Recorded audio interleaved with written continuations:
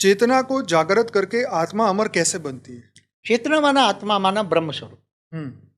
वो आत्मा जब आत्मज्ञान होता है, ब्रह्म ज्ञान होता है, तो ब्रह्मांड के हम ब्रह्मास्मि आत्मस्वरूप बन के परमात्मा त्याग करके वो परमधाम में चली जाती है, तो वो आत्मा तो अमर बन जाती है ना। बाबूजी, आत्मा में अनंत स्मृतियां हैं, संस्कार है, तो क्या वो पुनः जाग सकती है?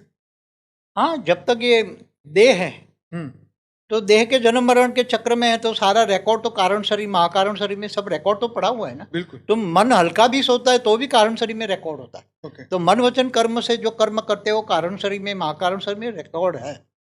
तो जब भी जन्म मरण के चक्र में आते हैं तो अगले जन्म का कर्म बंधन प्रारब्ध बन के भोगना पड़ता है।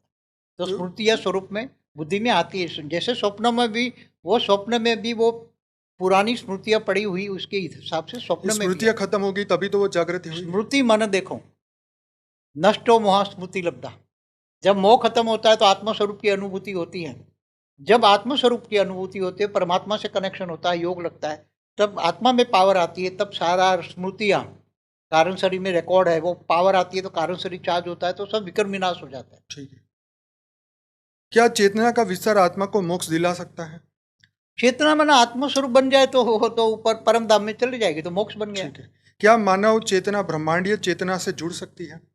मानव चेतना माना आत्मस्वरूप में रहकर यहाँ निराकारी स्टेज का अनुभव करना, तो आत्मा निराकारी स्वरूप का यहाँ अनुभव कर सकती है। ओके। अब हमारा जो दूसरा सेक्शन है ये विज्ञान और अमरता की खोज के ऊपर है। क्या आज का विज्ञान अमरता की दिशा में सही जा रहा है? देखो, विज्ञान वाले भौतिक विज्ञान है, 5 तत्वों वाली दुनिया में 5 तत्वों को अमर बनने की, वही राक्षस जैसा काम कर रहे हैं। अच्छा। जो राक्षस कहते हैं मुझे 5 तत्वों में अमरता चाहिए, तो ये विज्ञान भी यही कहता है। तो विज्ञान तो भौतिक विज्ञान, जो भौतिक विज्ञान है, भौतिक ज्ञान है, वो राक्षस का ही ज्ञान है। देवताओं का ज्ञान नहीं है कि देवता अमर लोक में रहते हैं, या ब्रह्म ज्ञान भी नहीं है। तो ये सब राक्षसों का ज्ञान है। मतलब ये जो आज का विज्ञान भौतिक विज्ञान है और राक्षस, भौतिक माना राक्षस। ठीक है। 5 तत्वों में मानने वाले को भौतिक कहेंगे, और भौतिक माना राक्षस 5 तत्वों को ही मानते थे, उसको आत्मज्ञान नहीं था। जो आत्मज्ञानी है वो ही अमर लोक में जा सकता। ठीक है।